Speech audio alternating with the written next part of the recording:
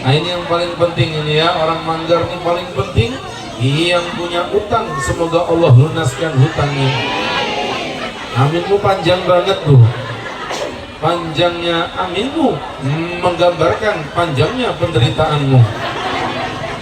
Jadi Bapak Ibu yang dirahmati Allah, hidup berlalu berjalan, tahun pun berganti.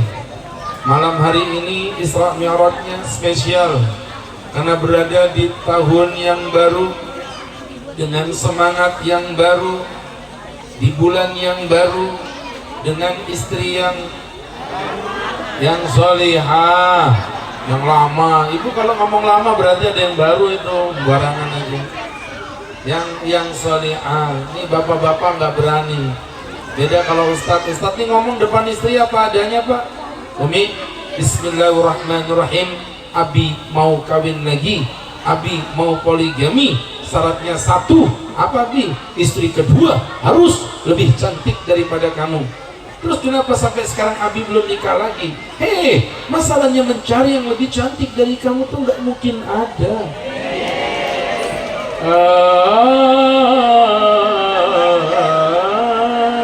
Anginnya kenceng, jilbabnya tak kipain ya. Ini paham gak sih kai-kai ini, Masya Allah ya.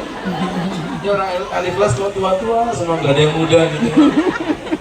Jadi Bapak Ibu yang berbahagia, Bu, Ibu, nah, tetap semangat. Maka Isra Mi'raj itu menjadi momentum sebuah kebanggaan, sebuah perubahan.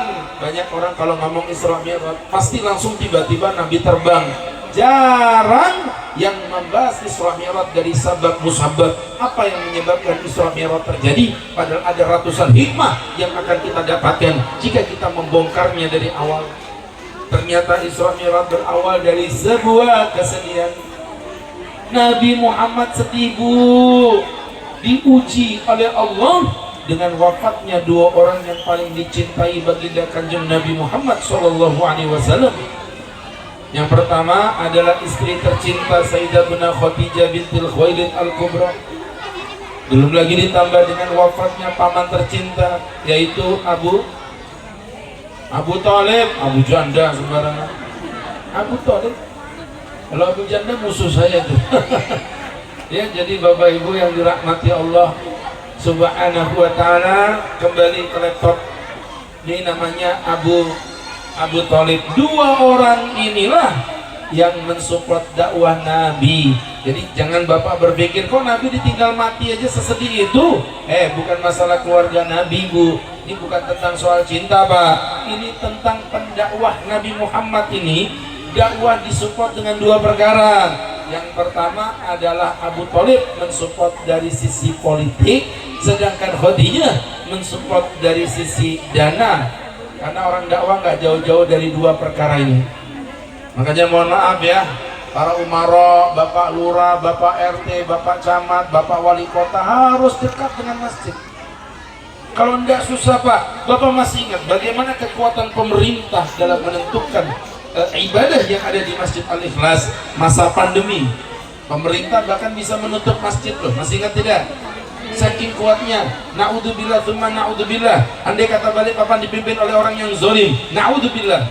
Kayak mana kita mau sholat kalau pemerintah keluarkan SK, tutup Masjid Al-Ikhlas, selesai.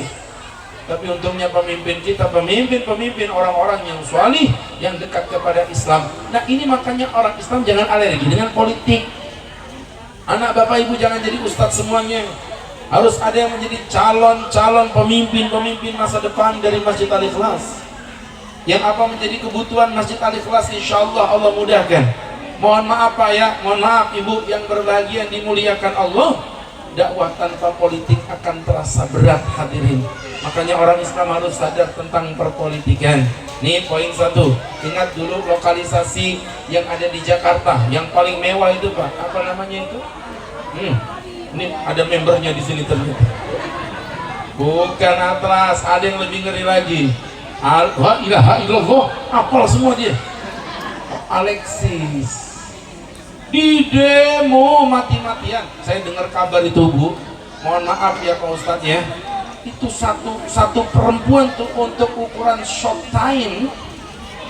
Berarti short time itu baru short time, belum short doa ain ghain ngeri lagi tuh. Baru ukuran shop time saja ada yang 30 juta bu, cuman buang ludah, begitu aja. Jadi Bapak Ibu lihat, ini lokalisasi besar, di demo beratus-ratus orang, tidak kunjung bisa ditutup. Cukup satu bolpen seorang pejabat, tanda tangan, tutup, selesai. Itulah pentingnya politik dalam berkehidupan berislam. Polda Sulawesi, saya lupa namanya, ada Bapak Kapolda masih muda, menjabat 2 bulan. Bapak Ibu tahu apa yang terjadi? 2 bulan dia berdakwah, di situ keluarkan SK, seluruh polisi wajib sholat di masjid zuhur dan asar. Itu masjid full hanya 2 bulan. Sedangkan saya Agus Helul Huda berdakwah di Polda Kaltim 6 tahun, tidak penuh-penuh masjidnya. Karena dia berdakwah pakai struktural, kita dakwah pakai moral. Makanya kata siapa pemimpin pejabat gak bisa berdakwah. Wafatnya Abu Thalib membuat Nabi terasa dakwanya mulai terlemahkan dengan orang-orang kafir Quraisy. Ditambah wafatnya Sayyidatuna Khadijah yang mensupport secara dana. Orang dakwah nggak bisa lepas dana pak. Dapat pikir mentang-mentang ini pengajian, terus ini minuman, ini lengkap sekuades, lautan cat kaki 3 sampai lautan penyegar. Ini semua dibeli pakai doa, pakai dana. Bapak pikir mentang-mentang saya ustaz, jauh-jauh dari Karangjati sampai ke sini terbang naik ambal begitu, naik motor pakai dana, Pertamax turbo guys. Makanya wajar minumannya 4 biji udah kayak orang jualan di kelotok aja nih pak ya, luar biasa. Ini dakwah butuh dana.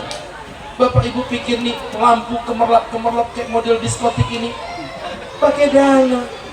Jalan-jalan ke kota Makkah, cakepmu mana toh pak? Gak telat, malas udah jadi. Jalan-jalan ke kota Makkah, ditemenin Saskia Gotik. 20 tahun Ustadz berceramah, baru pertama ceramah kasih lampu diskotik ya. Sampai anget leherku nih, Masya Allah. Lihat bajuku berubah-berubah warnanya bu. Jadi Bapak Ibu yang dirahmati Allah nih, panitianya kekijilannya monggo ya. Jadi hadirin bu, dakwah butuh dana, butuh fulus. Apapun dengan fulus mulus, watang fa fulus mangfush. Ini masjid ini butuh dana. Yang punya dana, Pak Ustadz masjid sudah cantik, di warnanya hijau pula. Pak Ustadz, saya mau sumbang, cari situ yang belum ada, dispenser, taruh, kasih kopi, kasih susu, kasih gula, atasnya tulis ngopi sambil ngaji gratis, ngopi nggak pakai ngaji mati, begitu terus itu ya. Jadi Bapak Ibu yang berbahagia, syiarkan dengan dana yang kita punya. Semua butuh dana ini, apalagi pemain rebana ini orang paling butuh dana sedunia ini.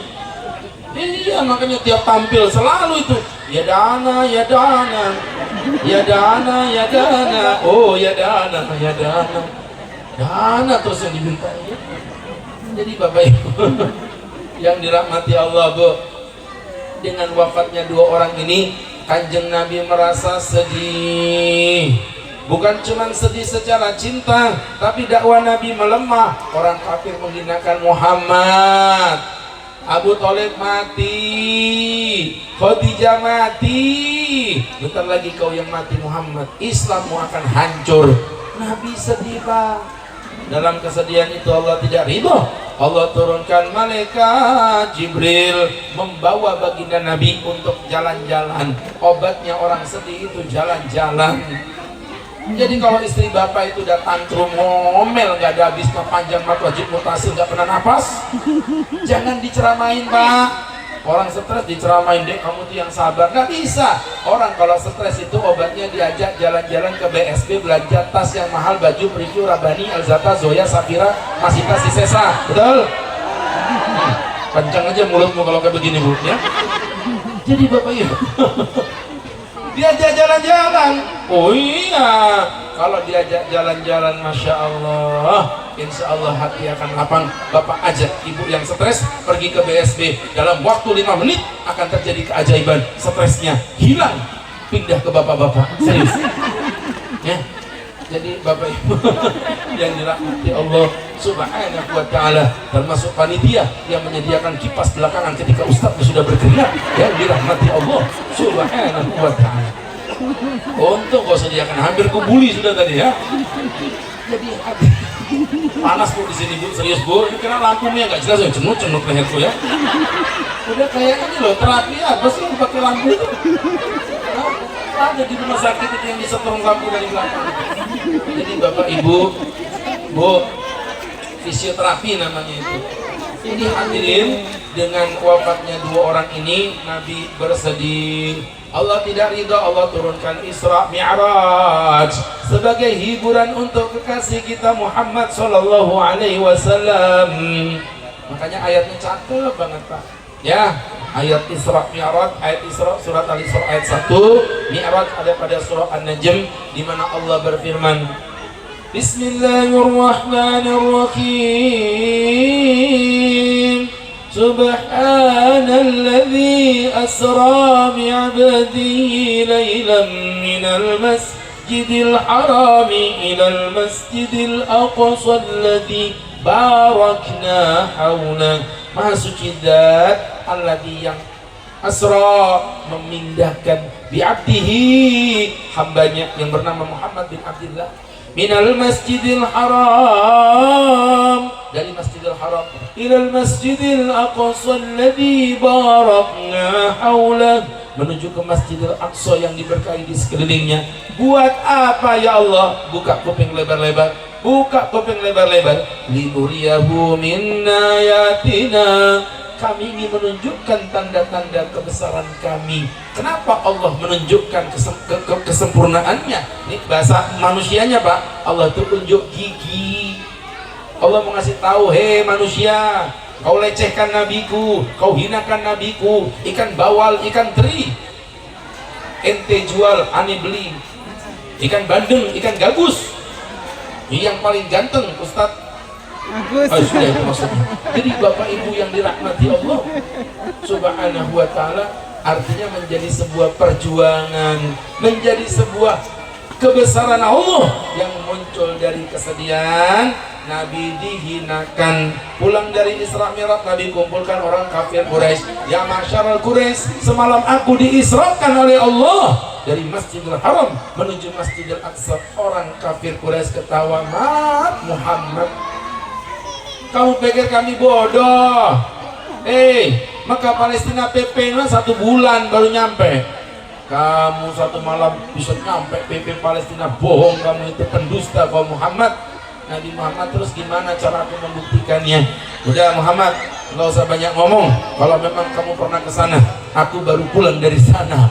Aku baru pulang dari Aqsa. Aku baru dagang dari Damaskus. Aku mampir ke Aqsa. Pertanyaannya Muhammad, kalau memang kamu pernah ke sana, berapa jumlah pintu yang ada di Masjidil Aqsa? Nabi memang ke sana Pak, tapi kan Nabi nggak mungkin ngitung jumlah pintu Bu. Pernah ke Islamic Center nggak? Berapa jumlah pintu yang ada di Islamic Center? Jauh-jauh ke Islamic Center. Masjid Al-Ikhlas ini loh yang tiap hari Bapak datengin. Saya tantang Bapak Ibu, yang bisa jawab dalam waktu 10 detik, saya berangkatin umrah. Berapa jumlah tackle yang ada di sini? Jangankan Bapak panitia aja bingung begitu tidak bisa jawab. Ini artinya ini pertanyaan, kalau bahasa anak muda crazy question, pertanyaan bodoh, nggak bakal ada artinya, nggak bakal ada jawabannya. Maka Bapak Ibu yang dimuliakan Allah, Nabi mau beliau dilecehkan, Allah turunkan malaikat Jibril, diturunkan ke bawah pelan Allahu Akbar. Ibu kenapa? Orang diceramain kaget tuh kemungkinan 3. Yang pertama ibu ngelamun, yang kedua bapak ngantuk, atau yang ketiga ibu pasti lagi terkesima menatap ketampanan Pak Ustadz. Ibu kalau mau muntah, muntahin aja nggak apa-apa.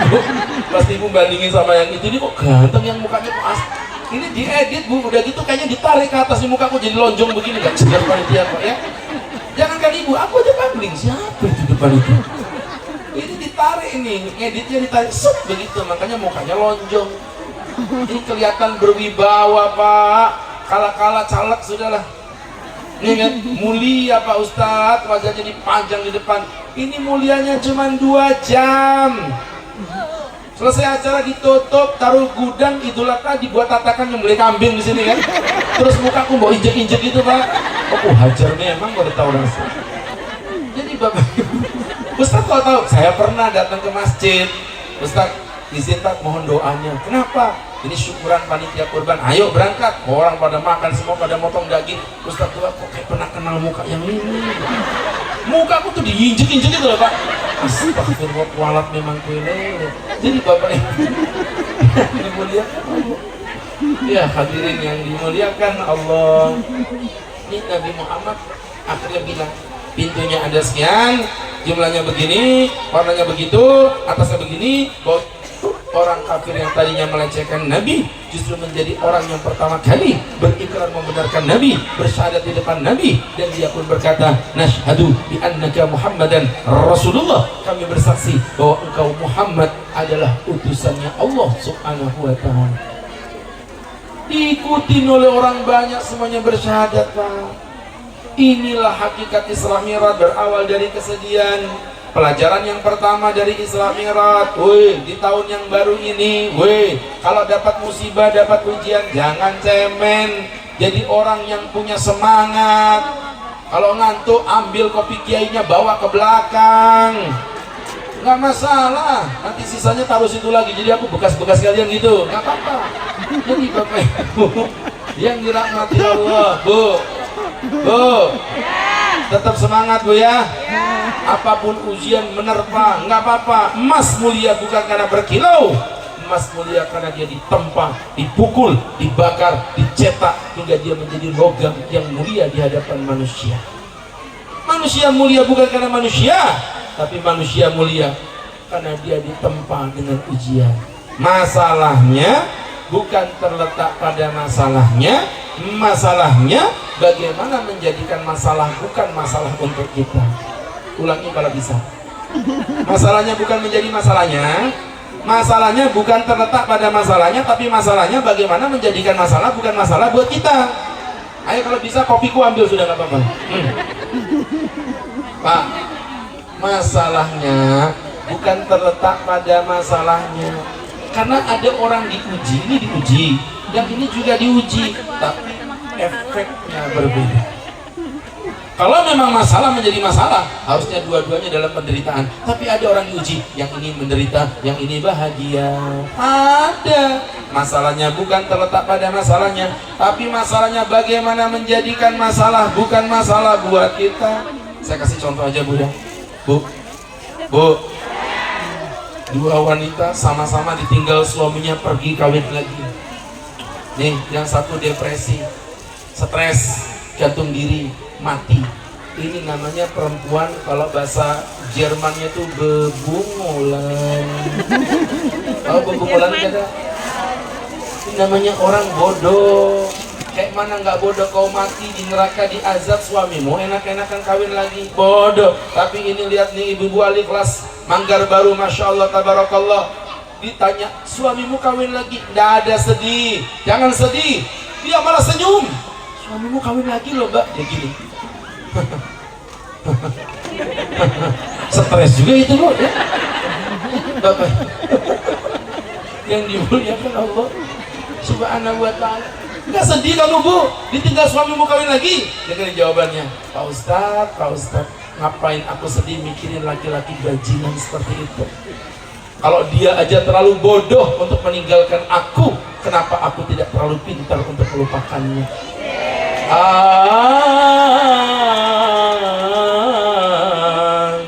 Ibu jawab itu lagi. La ilaha illallah, falasnya suaramu Bu. Jadi gitu ya Bapak Ibu ya. Ujiannya sama, tapi ternyata efeknya berbeda. Isra Mi'raj mengajarkan kita menjadi pribadi yang kuat. Banyak orang sukses gara-gara ujian Bu. Berapa banyak orang itu marah karena diuji Allah, padahal gara-gara ujian itu menjadi salah satu momen kesuksesan dia. Saya ambil contoh satu aja ya. Ada orang namanya Bapak Pleketut. Namanya Bapak siapa? Pleketut. Pak Pleketut ini pedagang tape. pagi-pagi lewat sawah sambil gendong tape gitu aja susah betul loh ya. Bawa tape, akhirnya kepleset bu, tapenya tumpah, jatuh ke tanah, beramburan di sawah, Peleketut marah-marah, pulang sumpah serapah, sampai rumah ditelepon sama supir yang bawa mobil yang mengantar pedagang tape menuju ke pasar induk. Pak Peleketut di mana? Aku di rumah. Loh ini udah ditunggu Aku nggak jualan. Kenapa? Tapeku tumpah Ya udah tak tinggal ya. Ya sudah berangkat sana. Berangkat dia bu. Berangkat dia pak ke pasar induk. Pak Peleketut tidur. Kemudian jam-jam 11 pagi lah ada pengumuman dari masjid. Kalau di kampung kan pengumumannya lewat masjid tuh ya.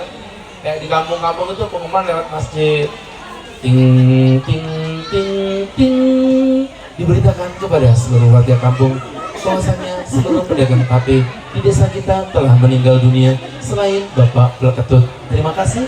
Ting ting ting ting. Nggak pernah naik pesawat sih orang-orangnya, masya Allah. Bapak paham nggak sih pak? Jelas kamu paham. Biasa naik kapal PLD aja gaya. Jadi bapak yang dirahmati Allah itu, akhirnya Pak Peleketut datang. Pak Imam, apa maksudnya? Kata Pak Imam, Peleketut, kamu tidak sadar. Tadi itu mobil yang bawa rombongan ke pasar masuk jurang, mati semua. Akhirnya Peleketut tersenyum. Ya Allah, makasih ya Allah. Padahal barusan dia bilang Allah jahat, sekarang dia bilang Allah baik. Itulah manusia. Banyak kita diuji sama Tuhan, ternyata ujian itu menjadi sabab kesuksesan kita. Ya Bu ya. Jadi Bapak Ibu yang dirahmati Allah Subhanahu wa taala, ini pelajaran Isra Mi'raj yang pertama. Jadi pribadi yang kuat dalam menghadapi ujian. Dari kesedihan muncullah sebuah kejadian agung. Sudah 1400 tahun lebih masih diabadikan, dirayakan, diperingati setiap tahun oleh warga Al-Ikhlas Manggar Baru. Oh, yang pertama, Nabi Muhammad berangkat minal masjidil haram ilal masjidil aqsa alladzi barakna haula. Dari Masjidil Haram menuju Masjidil Aqsa, dari masjid menuju masjid. Artinya kesuksesan umat Islam nggak jauh-jauh, harus mencintai masjid. Maka Isra Mi'raj yang sukses bukan Isra Mi'raj yang jumlah pesertanya banyak. Isra Mi'raj yang sukses bukan Isra Mi'raj yang panggungnya kelap-kelip dengan lampu diskotik. Isra Mi'raj yang sukses bukan Isra Mi'raj yang panitianya berani merebut kopi ustadznya, saudara-saudara.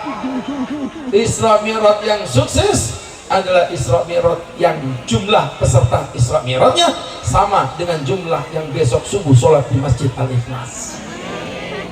Jangan cuma amin, datang loh, amin aja. Jadi Bapak Ibu yang dirahmati Allah, saya Pak mohon maaf Pak, saya ini bukan ustadz yang di pondok saja, enggak. Ustadz ini muter-muter keliling masjid-masjid. Saya enggak ngomong masjid kita nih, Bapak nanti bisa berdalih ini masjid kampung Pak Ustadz, wajar kalau sepi. Sini. Saya datang ke Masjid Agung At-Taqwa, rutin pengajian tiap subuh hari Minggu. Ustadz datang ke sana, jamaahnya 2 saf. Islamic Center Balikpapan 1 saf setengah. Ustadz diundang ceramah ke Islamic Center Samarinda 1 saf, belum dipotong pajak. Beda sama masjid kebanggaan kita, Masjid Al-Ikhlas. Tadi panitia cerita ini walaupun masjid kampung, kami sholat subuh di sini full sampai blueberry keluar. Di luar semua, dan yang di dalam Pak. Masya Allah. Dimulai dari apa Tat? Membina generasi muda. Iya, yang kain-kain gitu udah gak usah diharap, sudah mau datang syukur, gak datang itu biarin aja. Tapi yang anak muda ini yang besok melanjutkan Pak, banyak masjid-masjid yang sukses di masanya hilang begitu ditelan bumi ketika generasi tuanya meninggal dunia dan mereka tidak mempersiapkan untuk regenerasi kepada para pemuda. Masjid dibagi 3, anak-anak, pemuda, orang tua. Dibagi sesuai dengan kebutuhannya. Jangan anak muda Bapak suruh ke pengajian Bapak, judulnya tema tentang kematian, males lah mereka dengar. Anak-anak muda kasih tema-tema anak muda antara hijrah dan cinta, begitu tema anak muda. Kaya-kaya juga ya Bapak. Jadi Bapak Ibu yang dirahmati Allah, begitu temanya. Jadi antara aku dan dia, anak-anak muda. Nanti yang kecil-kecil juga begitu, panggil pendongeng. Ada kakak-kakak pendongeng itu, masya Allah. Ada kayak mereka camp, ada halaman kecil situ, belikan pimpong itu, biar mereka makin cinta dengan masjidnya. Bukan karena sholat, bukan karena ibadah, mereka cinta dulu kepada masjidnya, merasa bahwa masjid adalah rumah yang kedua untuk mereka. Aduh, cakep banget. Ada yang lomba azan, coba mulai coba. Nanti pemenangnya suruh adzan malam tarawih yang pertama. Nggak usah manggil ustadz dari luar. Yang adzan anak-anak kecil kita nih. Kayak mana kalau mereka adzan sholat tarawih, apalagi sholat subuh. Ayolah salam.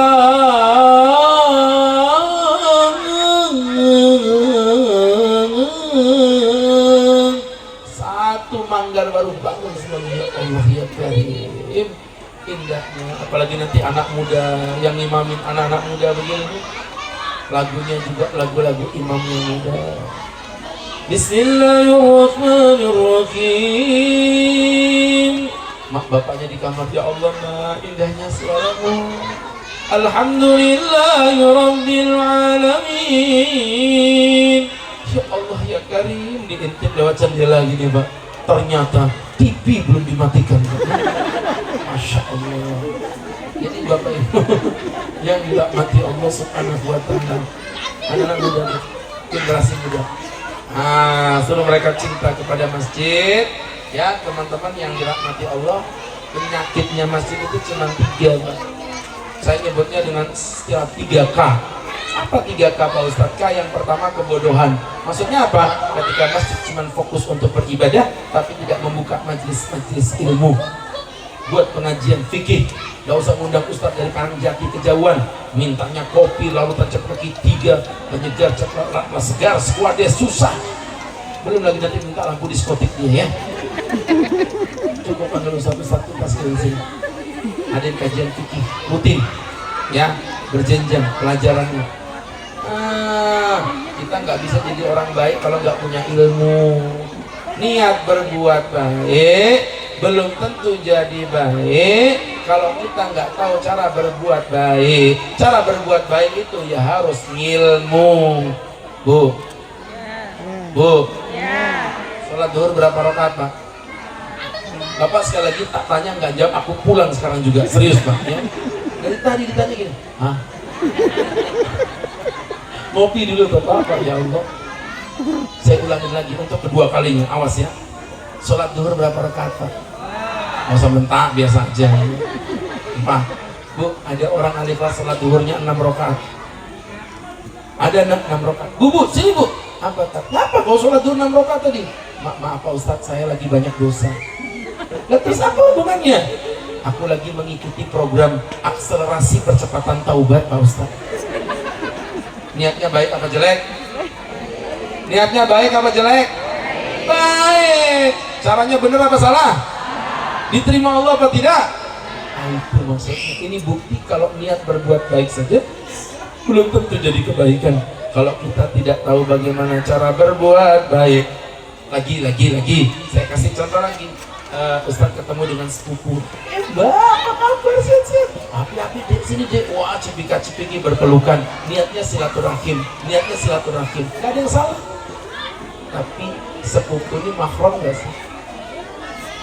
Sepupu mahram apa tidak Bapak? Ibu tahu sepupu? Gini sepupu. Ustadz punya bapak, Saskia Gotik punya bapak. Ini ceritanya, aku yang buat cerita terserah ya. Bapaknya Ustadz dengan bapaknya Saskia ini saudara kandung ceritanya. Ustadz dengan Saskia berarti apa namanya? Sepupu. Berarti Ustadz boleh nggak nikah dengan Saskia?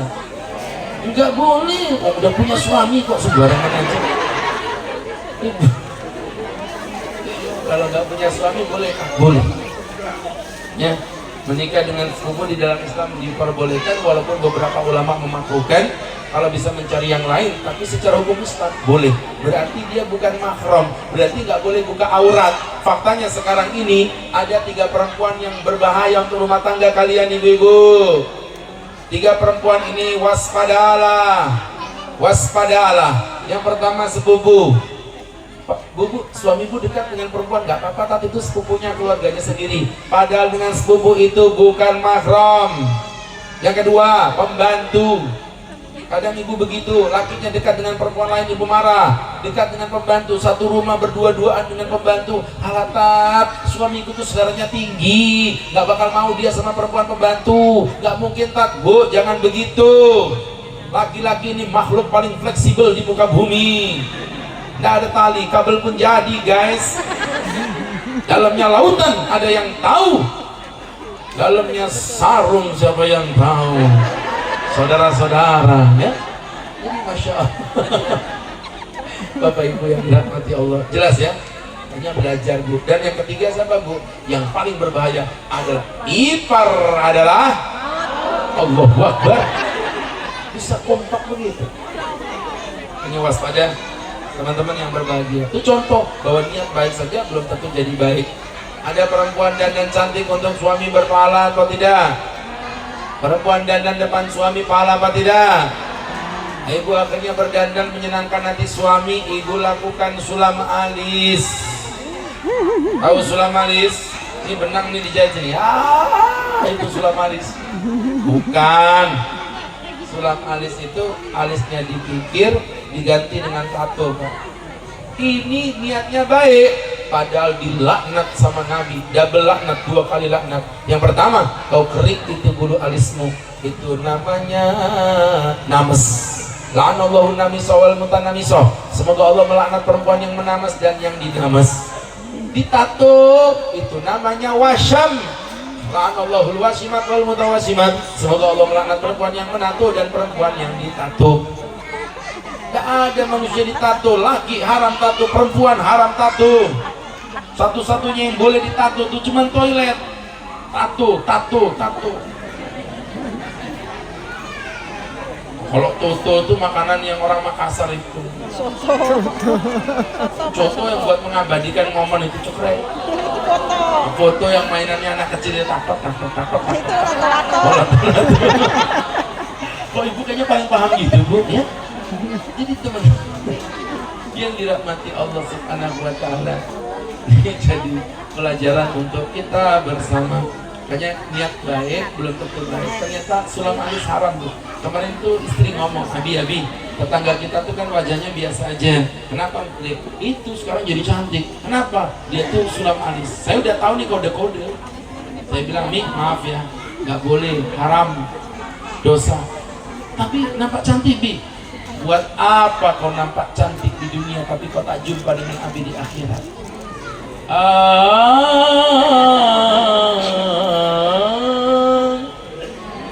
La ilaha illallah. Bukan gitu. Bu, Ibu. Jadi gitu, Bu, ya. Insyaallah. Yang kedua, harus pertama tadi penyakitnya masjid, kebodohan. Maka harus diisi dengan pengajian. Yang kedua apa, Pak Ustaz? Keuangan. Gak jauh-jauh masalahnya masjid, masalah keuangan. Makanya teman-teman, keuangan yang sehat. Kalau keuangan masjid sudah sehat, administrasinya juga harus sehat. Makanya pengurus jangan pakai marah-marah kalau jamaah tanya pengeluaran dana buat apa. Itu bukan aib, itu namanya keterbukaan agar tidak menimbulkan fitnah. Malah kalau perlu Bapak beli tuh TV itu. Ada program yang sekarang dijual banyak di Shopee. Jadi pengeluaran dana itu langsung terupdate di televisi, Bu. Jalan begitu. Jadi orang mau apa silakan Bapak lihat sendiri di situ. Kami pengurus tidak cari dana, kami tidak cari uang, kami ikhlas mengabdi untuk Allah Subhanahu wa Ta'ala. Begitu. Jadi yang kedua, keuangan. Kemudian jangan terlalu banyak nyimpen dana, Pak, di masjid. Oh, senengannya tuh pengumuman masjid 500 juta. Tapi mimbar itu goyang, dananya mana kok beli mimbar tidak bisa 500 juta. Tat, dananya masih dipakai ketua masjid untuk bangun pembangunan rumah. Astagfirullah. Ya Allah ya Karim. Ya, Bapak Ibu nggak boleh begitu. Nah, yang ketiga penyakitnya masjid adalah kesatuan. Di dalam masjid sering terjadi pertikaian, masalah-masalah khilaf yang ada itu biasa saja. Makanya saya tuh bingung lihat orang zaman sekarang tuh dikit-dikit khilaf digede-gedein. Masalah yang sifatnya furu'iyah jadi problematika. Pak, ada ulama yang berkunut, ada ulama yang tidak berkunut, itu biasa.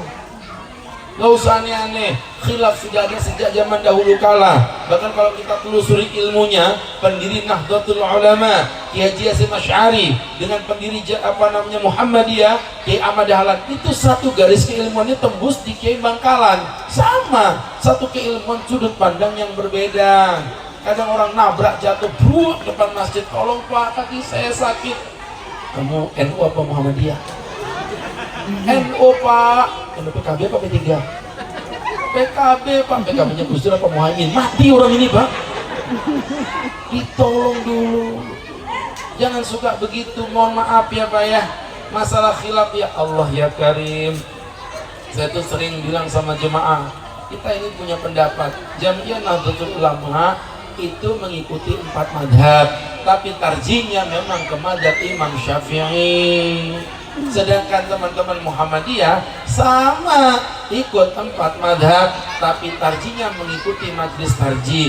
Kadang mengikuti Abu Hanifah, kadang mengikuti Imam Malik, kadang mengikuti Imam Syafi'i, kadang mengikuti Imam Ahmad.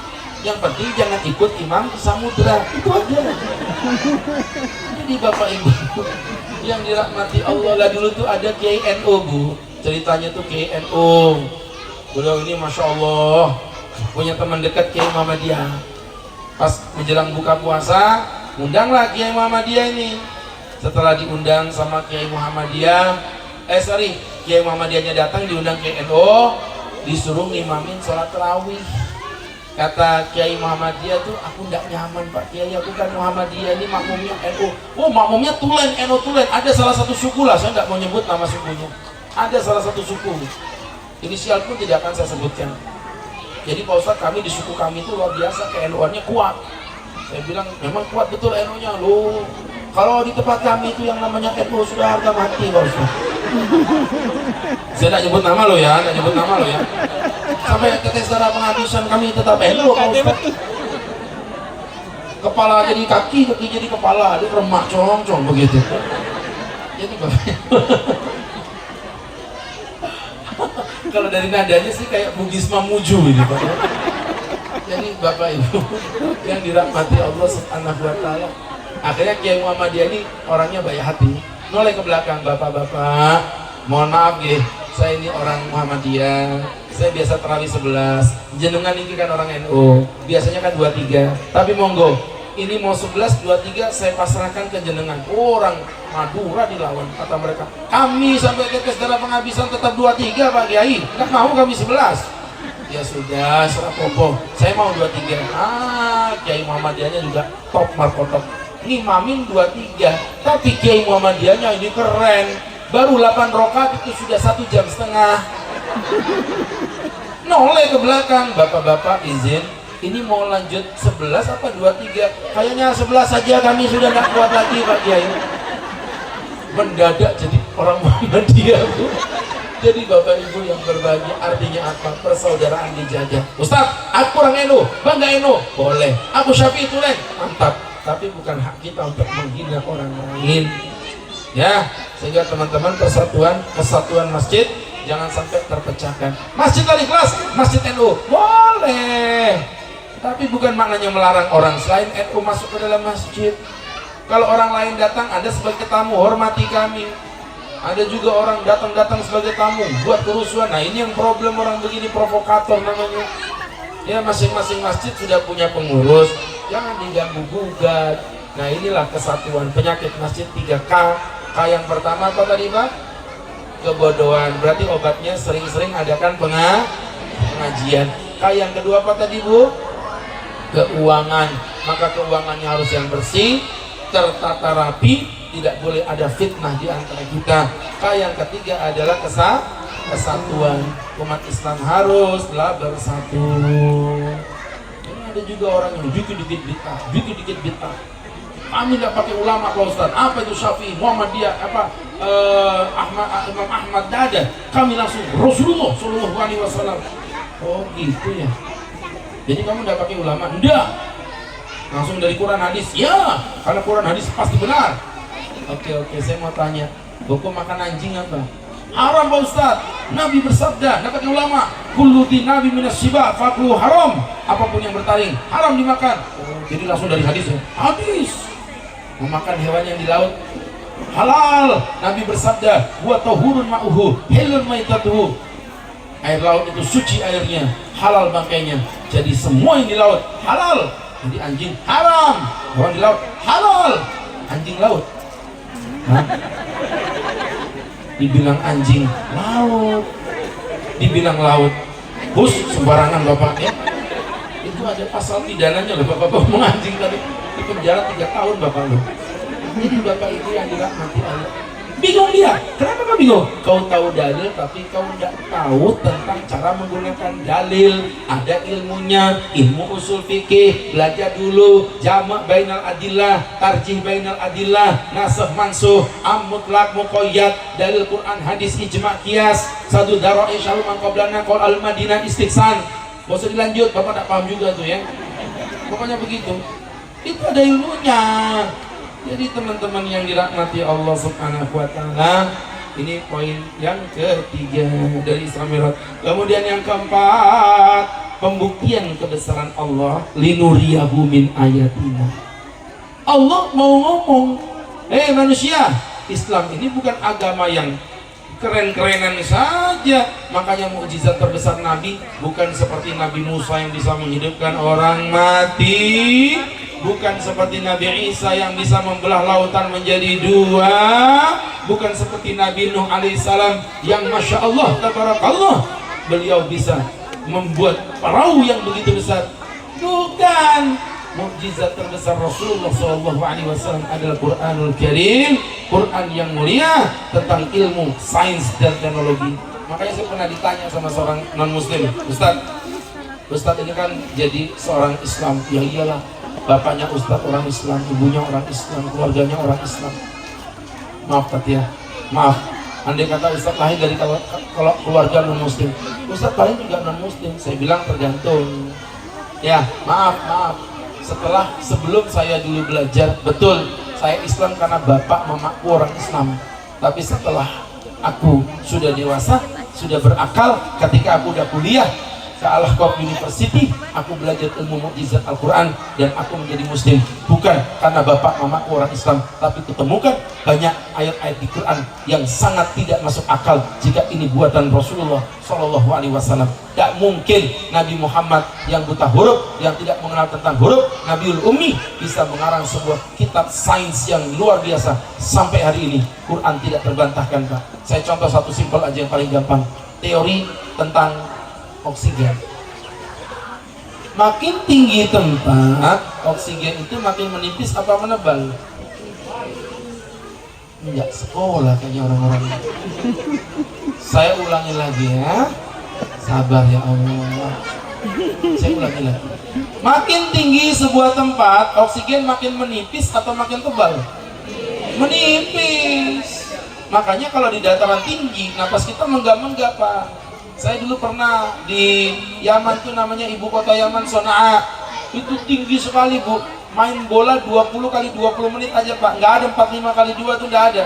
20 menit kali 2 aja. Kita udah ngos-ngosan. Ini nggak pernah keluar negeri sih orang-orang ini, Masya Allah, kasihan banget. Ya, Bu. Dia mah jalan-jalan paling jauh ke Trintip. Ngeliatin buaya itu.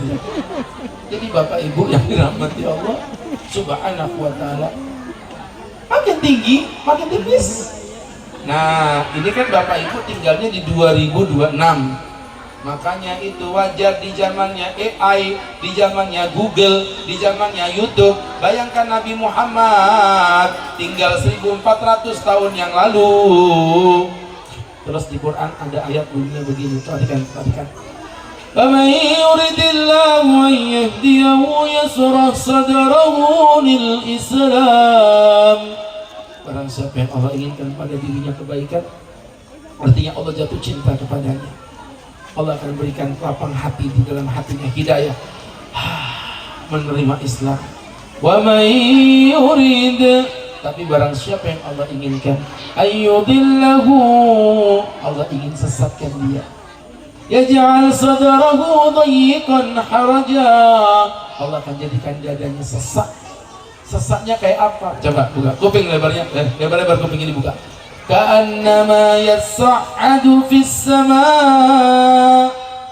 dia dadanya sesak itu seakan-akan dia diterbangkan di atas langit.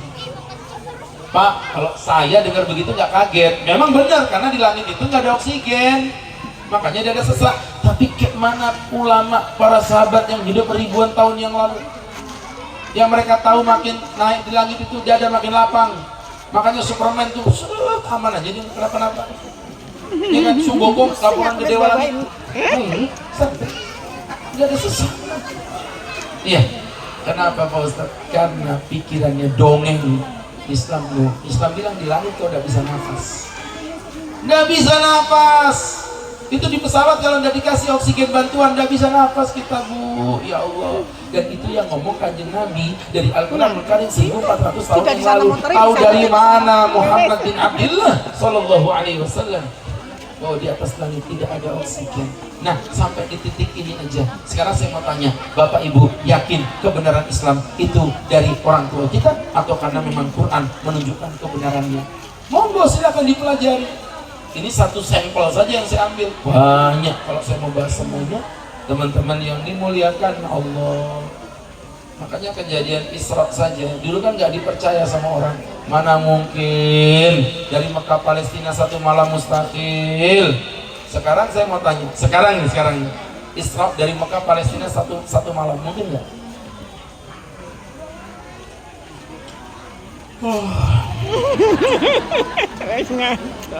Mekah Palestina itu paling 2 jam Pak kalau naik pesawat Pak sekarang nih Pak. Berarti mungkin ya? Mekah Palestina satu malam mungkin apa enggak? Kalau nggak dibentak nggak jalan-jalan itu mulutnya. Mungkin. Sekarang saya mau tanya sama Bapak Ibu semuanya. Mi'raj yang belum ketemu jawabannya Pak. Kemarin saya ditanya sama mahasiswi, Ustadz, kalau Isra saya percaya karena udah ada buktinya. Mi'raj, kayak mana Nabi dari Palestina menuju ke Sidratul Muntaha, menembus 7 langit. Satu langit itu sama dengan 100 sampai 300 tahun perjalanan. Mustahil ditembus dengan kecepatan cahaya pun Nabi Muhammad tidak akan sampai ke atas langit. Saya bilang itu tetap masuk akal. Nggak masuk akal Pak Ustadz? Masuk akal. Gimana logikanya? Sini saya kasih tahu. Ceritanya Ustadz mau ceramah ke Surabaya. Maka Ustadz masuk bandara. Ustadz beli roti apa itu yang terkenal di bandara itu? Roti gepeng. Orang Manggar ini makan roti gepeng 1000-an itu ya kan. Dan celup teh tawar gitu. Bu, roti boy, Bread Life, Holland, Baras, Chicken, begitu. Ini udah roti gepeng. Dueso. Jadi berangkat Ustaz. Nah ini Ustaz bawa tentengan roti boy, Ustaz taruh di bawah, Ustaz tunggu di ruang tunggu. Ting ting ting ting. Panggilan terakhir kepada para penumpang Garuda Airlines dengan nama penerbangan 721 tujuan Surabaya dipersilakan menuju ke pintu 3A. Terima kasih. Ting ting ting ting. Berangkat Ustaz. Ini Ustaz angkat. Ustaz tidak sadar ternyata ini ada semut. Semutnya semut orang Banjar Pak Ai. Sidin masuk ke dalam melihat ada roti Ai ganal banar jar. Dimakannya kanyang dia, hanya terguring-guring buai. Guring tidur dia di situ. Apa yang terjadi? Ustaznya nggak tahu, Ustaz bawa aja. Masuk ke pesawat. Sampai di pesawat Ustaz tidur santai. Singkat kata singkat cerita sampailah Ustaz ke Surabaya. Singkat kata semut Banjar ini keluar. Ketemulah dia dengan semut arek Surabaya. Ngobrol loh, Cak, awak ini sopo? Wis kok kene sapa awakmu iki? Ulun orang Banjar, orang Balikpapan. Dari Balikpapan ke sini berapa lama? Kada lawas. 1,5 jam Bang sampai tadi tuh Jan. Ngawur jenengannya orang mungkin toh, nggak mungkin Pak Pak. Wong aku dari sini ke gerbang itu loh setahun baru nyampe. Kata semut Banjar, jujur nah, ini tidak masuk akal. Ini tidak masuk akal. Tidak masuk akal itu menurut akalnya semut, tapi menurut akal manusia masuk akal apa tidak? Masuk akal. Jadi bisa jadi menurut ini perbandingan manusia dengan semut, apalagi perbandingan manusia dengan Allah. Allah yang bisa melakukan apapun yang Ia kehendaki. Hadirin Pokoknya apapun yang Allah perintahkan kita ikuti. Idza arada syai'an yaqula lahu kun fayakun. Kalau Allah berkehendak jadi maka jadilah. Ya. Tuh poin yang keempat. Kemudian yang kelima atau yang terakhir adalah perjalanan Nabi menuju ke Sidratul Muntaha untuk mendapatkan perintah salat. Makanya bapak-bapak yang dimuliakan Allah, ibu-ibu yang dirahmati Allah, kenapa sholat menjadi sesuatu di mata Allah? Perintah yang lain, malaikat Jibril dari langit turun ke bumi, perintah zakat dari langit turun ke bumi, perintah haji dari langit turun ke bumi, perintah sholat dari bumi diangkat oleh Allah ke atas langit, menunjukkan perintah yang sempurna. Makanya langsung Nabi implementasikan dalam kehidupan. Inna awwala ma yuhasabu linnas yaumal qiyamah as-salah. Yang pertama kali dihisab oleh Allah di hari kiamat adalah salat. Insalawat, jika salatnya baik, faqad aflaha wa najah, maka dia menjadi orang yang beruntung. Wa in afsadat, namun jika salatnya buruk, maka semuanya akan dianggap buruk oleh Allah. Makanya Bapak Ibu, salat nomor satu. Hati-hati, nih salat nggak bisa ditinggalkan apapun alasannya. Pak, ada nggak orang bisa meninggalkan zakat? Dia nggak zakat tapi nggak dosa. Siapa Bu? Orang miskin. Dari kecil memang miskin Pak. Miskinnya istiqamah. Ya. Tuh, ada nggak orang yang boleh meninggalkan haji padahal dia kaya Bu? Siapa Bu? Hah? Orang sakit. Ada Pak rilisnya Pak, tanya di Kementerian Agama, penyakit A, B, C, D, E. Apalagi sekarang ini sudah berganti Kementerian Haji, nanti akan lebih ketat itu Pak. Tanya yang mau berangkat haji, jaga-jaga kesehatan. Ada beberapa jenis penyakit yang memang nggak bakal bisa berangkat haji, udah nggak bisa. Ya, sehingga berangkat dari situ bapak-bapak, ini nanti cukup melakukan haji badal. Kemudian yang ketiga, ada nggak gambaran orang boleh meninggalkan puasa tanpa qadha seumur hidup? Siapa Bu? Orang tua yang sudah tua renta pikun. Kai puasa kai? Enggak cu. Kenapa kai? Enggak kuat. Umur kai berapa? 99 cu. Ya udah, kai nggak usah puasa ya. Nanti tahun depan aja di qadha. Kalau umur kai sudah 100 tahun. Kata kainya, iya lebih nggak kuat, bego. Udah 99 nggak kuat, suruh qadha 100. Bodoh itu namanya. Jadi Bapak Ibu yang dirahmati Allah, makanya kai cukup membayar fidyah. Jadi Bapak Ibu yang berbahagia, semua ada gambarannya. Sekarang masuk berikutnya, perhatiin ya.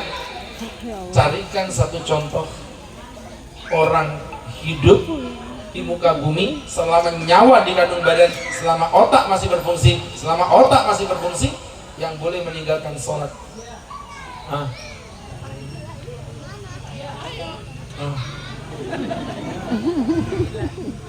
Orang gila dibahasnya. Udah aku bilang otak masih berfungsi, masih aja orang gila. Emang kalau teman dibela-belain terus gitu. Selama otak masih berfungsi, orang gila aja dia. Gak ada ya. Sholat keringanan ada, meninggalkan tidak.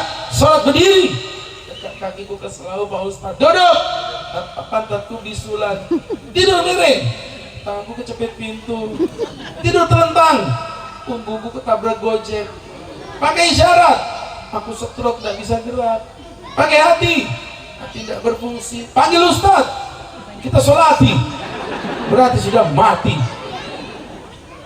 Ya Bu, makanya mohon maaf, apapun yang terjadi, sholat tetap nomor 2. Nomor 1 syahadat, sholat, zakat, puasa, haji. Gak pernah TPA kau ini ya. Jadi Bapak Ibu yang berbahagia, yang dirahmati Allah, sholat Bu, jangan tinggalkan sholat. Anak-anak dijaga semuanya. Serius, saya mau nanya, tolong dijawab ya.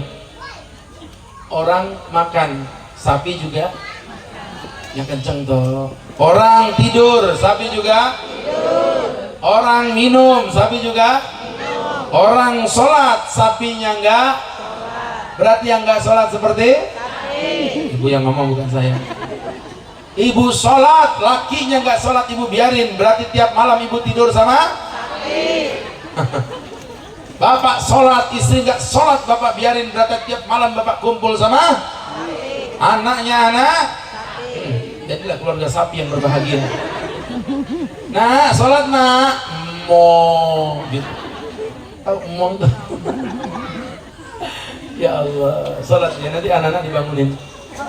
Ngantuk tak, sudah saya bangunin nggak mau bangun, seret. Ustadz ini kejam betul, lu anak kecil, seret. Kenapa Pak Ustadz? Udah gini, coba ibu yang jawab ya, jangan saya ya. Ibu yang jawab.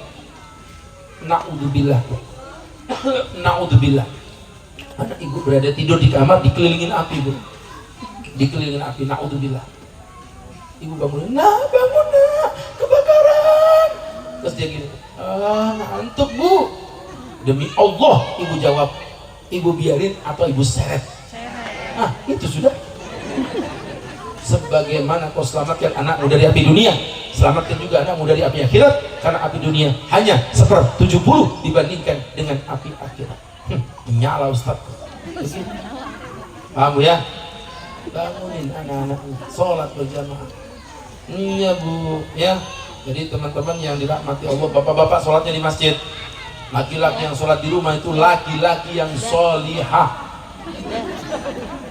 Jadi hadirin yang dirahmati Allah Subhanahu wa ta'ala. Lu kalau Islamic Center gak ada jamaah, gak ada warga, tenang, banyak orang jogging mampir situ. Masjid Agung Matakwa itu gak ada jamaah, tenang, banyak orang pasar landasan mampir situ.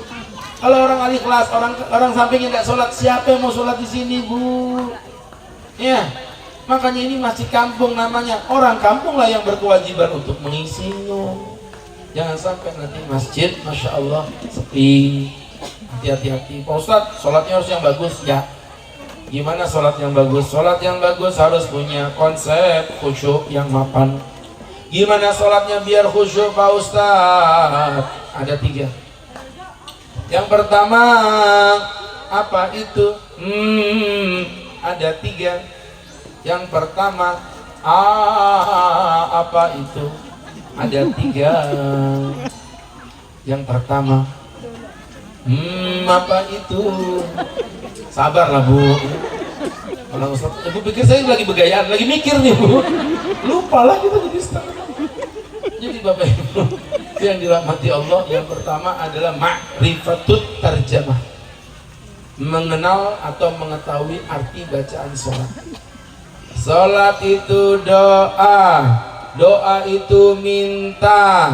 Bagaimana mungkin doamu dikabulkan Allah kalau kau saja yang berdoa tak tahu apa yang sedang kau minta?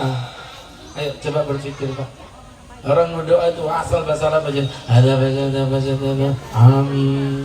Ada baca amin. Hancurkan orang di belakangku. Amin. Berikan semua istri-istrinya padaku. Amin. Bapak tuh diprank sama Pak Imam itu ya. Jadi bapak-bapak belajar dulu bacaan sholat Pak. Kalau bapak tahu arti bacaan sholat Pak, Allahu Akbar. Maaf ya, waktu bapak bilang Allahu Akbar, tangan bapak kan begini. Saya mau tanya, gerakan apa yang bapak tangannya begini di selain sholat? Coba saya mau tanya, kapan ibu tangannya begini? Ketika apa? Serah, ketika pasrah udah kalah. Ampun ya Allah. Bapak ngomong apa tadi?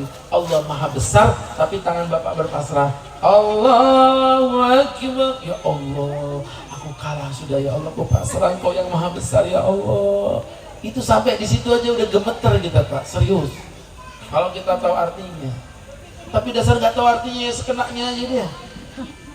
Allah takbir itu kadang-kadang masya Allah tabarakallah. Jangan Allahu Akbar. Jangan. Allah dadanya tegak Pak, tangan sejajar bahu atau telinga, ada 2 versi itu. Allahu Akbar atau yang telinga Allahu Akbar begitu. Apalagi pakai gaya ngebor Allah. Ada begitu? Ada. Bahkan ada yang pakai gaya sekek. Ini paling susah ya. Gaya sekek, gaya pelit. Oh. Ada. Gak usah marah. Allahu Akbar. Masya Allah. Nanti sujud bilang apa? Subhana rabbiyal a'la. Maha suci zat yang maha tinggi. Bapak sadar? Bapak ngomong tinggi. Kepala Bapak yang mulia itu Pak sejajar dengan kaki Bapak sendiri. Kapan-kapan di dunia ini, mohon maaf Pak ya, mau pejabat, mau presiden, Bapak Prabowo, Presiden Republik Indonesia, kepalanya Pak Prabowo berarti kepalanya kepala negara. Ketika sedang sholat, kepalanya kepala negara berada tepat di bawah pantatnya Pak Imam. Gitu? Nggak ada mentang-mentang presiden sujudnya begini. Nggak ada. Iya kan? Jadi mohon maaf Pak. Siapa di sini yang berani mantatin kepala Kapolda selain saya? Saya ngimamin di rumah beliau pas sujud beliau di belakang. Saya lama-lamain sujudnya Bu. Jarang-jarang bisa mantatin Kapolda ini. Jadi Bapak Ibu yang berbahagia, ya, hanya sujud. Masya Allah, Subhana rabbiyal a'la. Maha suci zat yang maha tinggi di saat kita lagi hina. Sehina-hinanya Pak, makanya sujud itu keren. Ibu berbisik di lantai bumi, tapi suaramu bergetar keras di arsy Allah yang maha tinggi. Makanya Masya Allah, sujud berdoa minta kepada Allah. Ibu doa, nggak usah banyak ngomong. Ya Allah, jauhkan suamiku dari godaan setan-setan yang terkutuk. Jauhkan suamiku dari godaan wanita-wanita pelakor yang terkitik. Ya Bu, Ibu jangan menyala-nyalakan pelakor. Ustadz mendukung pelakor, Ustadz musuh kami. Saya nggak dukung pelakor, cuma pelakor itu kan dibagi dua. Ada pelakor konvensional, ada pelakor syariah. Apa bedanya? Beda. Kalau pelakor konvensional haram merebut suami orang, dosa. Kalau pelakor syariah, indahnya berbagi. Baik ibu-ibu, bapak-bapak yang dimuliakan Allah Subhanahu wa ta'ala.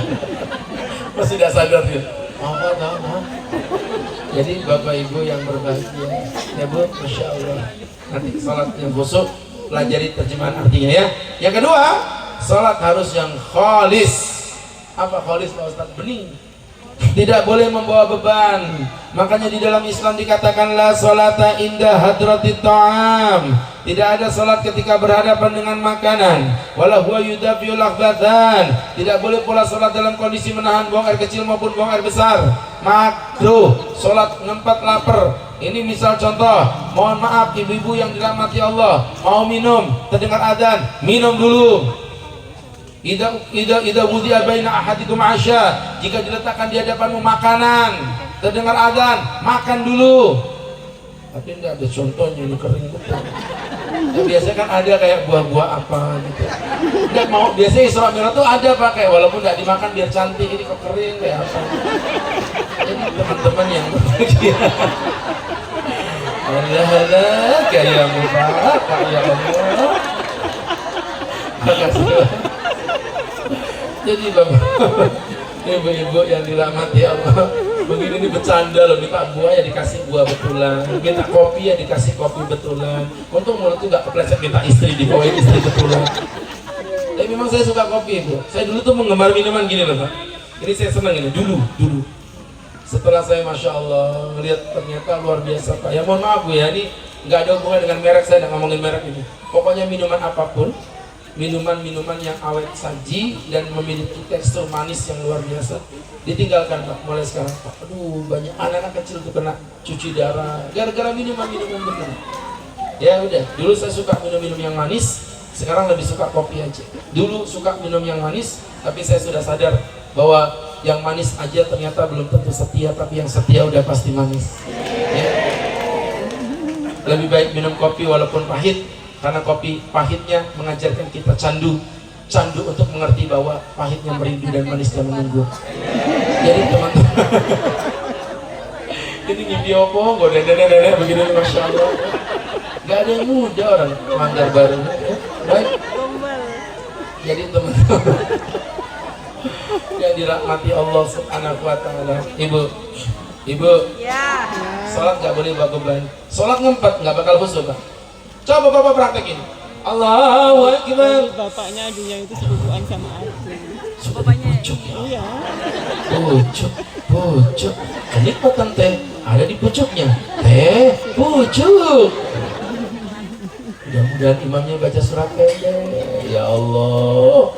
Imamnya baca apa? Al-Kautsar. Inna ataina. Imam yang soleh. I love you baby.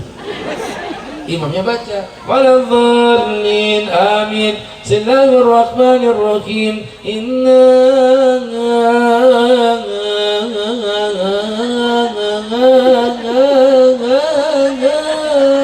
yang bilang kurang ngajar koma. Kok tipu aku? Emang imam tahu dari mana? Situ mau kentut. Ini sampai jatuh siapa itu? Astagfirullah. Ya Allah ya Karim. Jadi Bapak Ibu sampai terguling ke belakang itu Pak. Maka, ini namanya definisi jatuhnya nggak sakit tapi malunya 2 tahun ini. Maka kembali ke laptop dari yang Ustaz jelasin tadi ngomong apa Ustaz? Menahan makruh nggak boleh. Ya, oke. Dan yang ketiga atau yang terakhir, ini terakhir betulan sudah semangat ya. Udah terakhir ini. Ya kalau udah terakhir mukanya tolerannya. Sampai juga. Padahal yang terakhir ini mau saya bagi jadi 15 bagian. Kurang lebih ya setengah-setengah 3 lah kita selesai Bu ya. Mau Bu? Aku yang nggak mau ya. Enak aja. Jadi ibu-ibu yang dirahmati Allah Subhanahu wa ta'ala, yang terakhir adalah sholat harus yang ihsan. Apa ihsan Pak Ustaz? Ihsan itu anta'budallah ka'annaka tarahu. Kau beribadah kepada Allah seakan-akan kau melihat Allah, atau seakan-akan Allah yang melihat dirimu.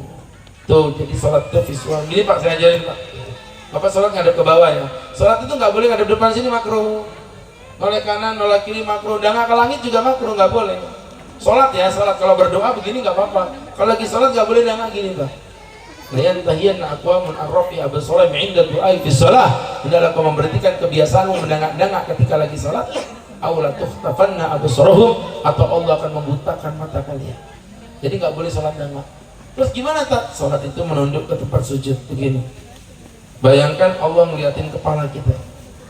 Sebelah kanan ada surga, sebelah kiri ada neraka. Di belakang ada malaikat Israel pencabut nyawa. Di belakang. Berarti pas lampunya merah lagi Pak. Jadi Bapak Ibu yang dirahmati Allah Subhanahu wa ta'ala, begitu Bu ya. Ini kalau kita pelajari teman-teman, menghadap ke bawah, malaikat Israel di belakang, dan ini sholat terakhir kita. Itu sholat pasti kan khusyuk, mirip kayak Bapak dulu sholat di depannya calon mertua. Ada mertua sholat, takbirnya aja beda kok. Allahu Akbar. Kayamu ada. Ketika sholatnya tidak ada yang ngelihat, beda lagi, laju ngebut ngalang-ngalain Valentino Rossi. Allahu Akbar, Allahu Akbar. Saking lajunya, sami Allahu Akbar. Dirapel begini. Kenapa? Karena sholat tidak ada yang lihat. Tidak boleh gitu. Sholat itu Pak, jangan laju-laju. Saya tuh kadang protes juga. Maaf Pak ya, ini bukan tentang ormas, bukan tentang siapa-siapa.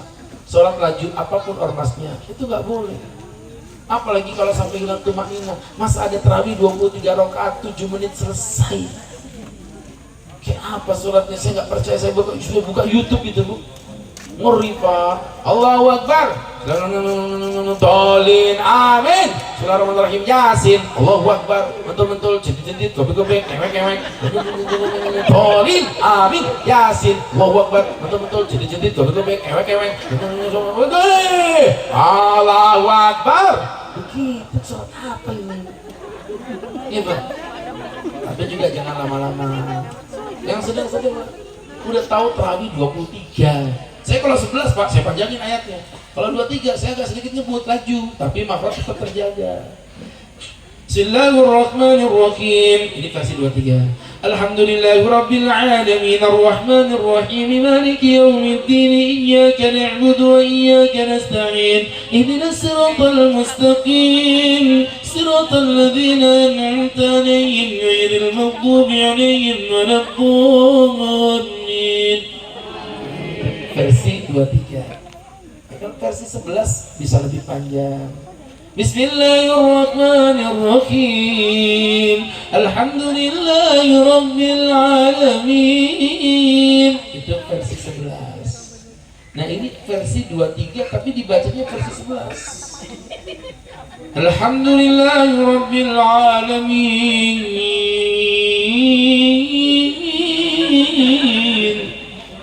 Yang belakang ini Allahu Akbar. Alhamdulillahi rabbil alamin. Aduh, enggak kebayangnya 23 ini sampai kapan? Ghairil maghdubi 'alaihim waladdallin. Makmumnya dekat tanpa amin. Kacau jadi sholat. Tidak boleh begitu ya. Jangan lama-lama. Ada orang sholat maghrib 5 menit baca surat Yasin. Maghrib waladhdallin amin. Bismillahirrahmanirrahim. Yasin. Makmumnya mampus aku mau. Sampai kapan selesainya? Wal Qur'anil Hakim. Jemaahnya enggak rela mau pergi satu-satu. Bubar. Pergi satu-satu. Tinggal satu yang bertahan di belakang, Pak. Ini imam belum sadar itu masih. Kayak dia masih. Assalamualaikum warahmatullahi wabarakatuh. Astagfirullahaladzim. Mana jemaah? Habis. Sisa satu ditolak. Mana teman-temanmu? Sudah pulang Pak Imam. Emosi juga di belakang. Kenapa kau tidak pulang sama teman-temanmu? Pak Imam, aku yang pegang kunci masjid, Ci.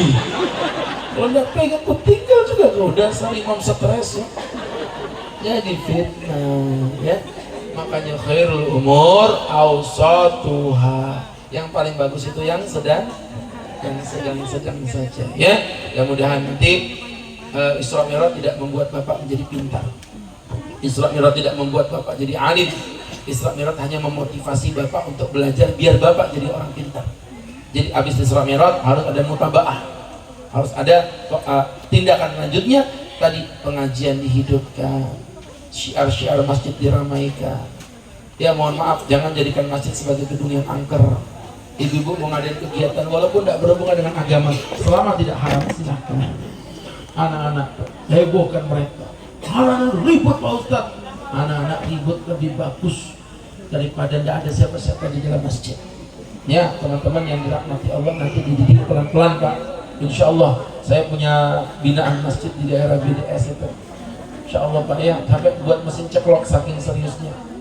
Anak-anak yang mesin ceklok sampai berapa puluh kali sholat itu dapat hadiah. Nah kalau ribut itu dikurangin Pak poinnya tadi itu, sehingga dia nggak dapat hadiah. Akhirnya mereka tenang, duduk manis begitu, Masya Allah. Ya teman-teman yang dirahmati Allah, anak-anaknya sopan, orang tuanya cinta kepada anak-anaknya, itulah nanti menjadi masjid yang insya Allah membawa keberkahan untuk kita semua. Ya insya Allah semoga ini bisa diambil hikmah dan diambil berkah untuk kita bersama. Barakallahu fikum. Dan mari kita berdoa kepada Allah Subhanahu wa ta'ala. Amin amin alhamdulillah rabbil alamin hamdan wa fi ni'amahu wa yukafi mazidah. Ya Rabbana lakal hamdu kama yanbaghi li jalali wajhika wa 'azimi sultanik. Allahumma salli wa sallim wa barik ala rasulika sayyidina Muhammadin fil awwalin wal akhirin wa fi kulli waqtin wa fil mala'il a'la ila yaumiddin. Nas'aluka salamatan fid din wa afiyatan fil jasad wa ziyadatan fil ilmi wa barakatan fil rizqi wa taubatan qabla al-maut wa rahatan indal maut maghfiratan ba'dal maut wa alaina fi sakaratil maut wa fa indal hisab wa najata minan nar. Rabbana atina fid dunya hasanah wa fil akhirati hasanatan wa qina adzaban nar. Wa sallallahu ala sayyidina Muhammadin nabiyil ummi wa ala alihi wa sahbihi wa sallam. Warzuqna lahu mutaba'ati lahu zahiran wa batinan ya arhamar rahimin. Bi fadli subhanaka rabbika rabbil izzati amma yasifun. Salamun alal mursalin walhamdulillahi rabbil alamin. Terima kasih, semoga bermanfaat. Assalamualaikum warahmatullahi wabarakatuh.